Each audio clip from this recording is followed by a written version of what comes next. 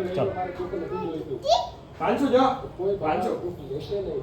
કેમ કે તે એમ કહે છે કે અમારું કામ જ્યારે સુખ આપીએ ખરા તમારા કુળદેવી પિતૃઓ અને અન્ય તમામ દેવતાઓ તમને સુખ આપે ખરા, તમારું દુઃખ લે નહીં. હવે જરૂર શું છે? દુઃખ કાઢવાની જરૂર છે. સુખી થવું તો શું કરવું પડે? મૂળ સિદ્ધાંત સમજો. ઘર સ્વચ્છ કરવું હોય તો કચરો કાઢવો પડે. અત્યારે ફૂલ નાખવાથી ઘર સ્વચ્છ ન થાય. અત્યારે ફૂલ નાખવાથી કઈ ઘર સ્વચ્છ ન થઈ જાય.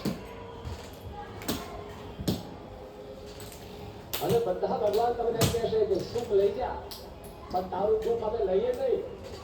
તારું દુઃખ તો તારે ભોગવવું પડે ને.